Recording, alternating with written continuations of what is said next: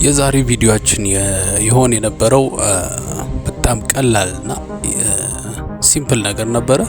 እሱ ምንድነው ይሄንን 5 ባቅላባ ከመኮንን ባቅላባ መግዛት 5ቱንም በአንድ ጊዜ መጨረስ ነበር። ነገር ግን የሆነው ሁሉ ያልነበረም በጣም ያልታሰበ ነገር ነው የሆነው።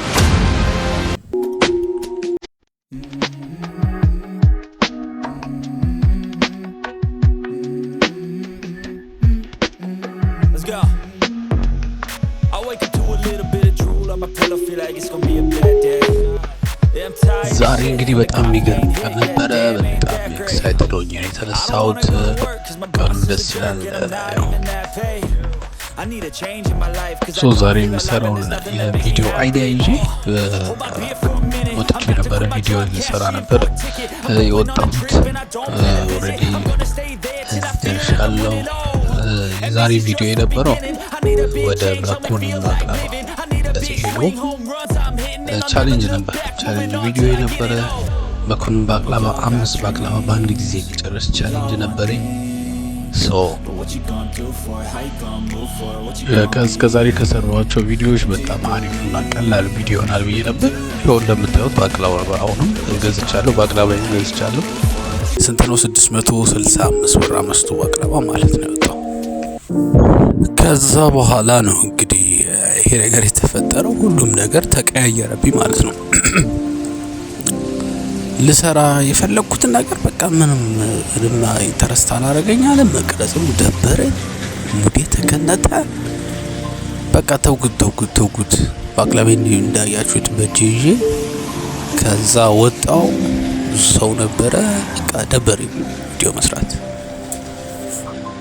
እንግዲህ ሁሉም ክሬተሮች ዩቲዩብ የሚሰሩ ሰዎች ይሄ ነገር ይሰማቸው አይሰማቸው እንደዚህ አይነት ፊሊንግ አላቅም እና ከምታስቡት በላይ ነው ሙድ የተቀየረው ማለት ነው። በቃ ቶታሊ ሌላ ነገር ውስጥ ቪዲዮ መቅረጽ ቃሉን አለኝም ማለት ነው። በቃ እንደዚህ ዩቲዩበሮች ወይም ኮንተንት ክሬተሮች ዩቲዩብ ላይ የሚሰሩ ሁሌ በቃ ተነቃቅተው አክቲቭ ሆኖ የሚነሱ ይመስለኛል ሳስበው። ነገር ግን ሁሌ ደግሞ ያ የምትፈልገው ሞቲቬሽን አይገኝም። በቃ ሁሉንም ነገር መጠየቅ ትጀምራለህ። ይሄ ቪዲዮ መስራት አለብኝ፣ እንደገና ኮንተንቱስ ምንድነው? ጥሩ ነው? ሀሳቤስ ምንድነው? ልክ ነኝ? ግን ባልሰራስ? ወደ ቤት መሄድ ይችላል። አክቹአሊ የሚያደርኩት ልክ እንደዛ ወደ ቤት መሄድ። ይሄ እንግዲህ እኔ ዛሬ የገጠመኝ ኤክስፒሪየንስ ያደረኩት ያየሁት ነገር ነው ማለት ነው። ግን እሰራለሁ ብለህ ወጥተህ ከቤት ሙድ እንደመከነት ያለ ነገር በቃ ሙድ መከነት ማለት ነው። ሙድ መጥፋት፣ የስራ ፍላጎት መቀነስ፣ ቪዲዮ የማንሳት የሀሳብ ያሰብከው ነገር ፍላጎት መቀነስ።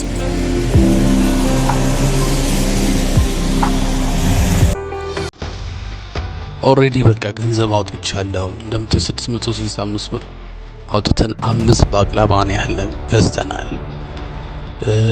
መቅረጽም ጀምሮ የነበረ ይኸው እንደምታዩት። ከዛ ለመቅረጽ መቻሌ አለመጨረሴ አንዱ ስህተት ነው። ስህተት ሆነ። እሺ፣ ግን ደግሞ ሁሉንም ነገር በቃ እንደምንም ታግል ያስመሰጥክም ቢሆን መጓዝ ፈልጌ ነበር። እሱም አልሆነም። ፊልም ታረገ። ስለዚህ ምንድነው ምርጫ መምረጥ ነበረብኝ ማለት ነው። ከሁለት ነገር አይደለም በቃ በውሸት እየሳቁ ማስመሰል አለብኝ ወይም ደግሞ እውነቱን መናገር አለብኝ ብዬ ወሰንኩ ማለት ነው።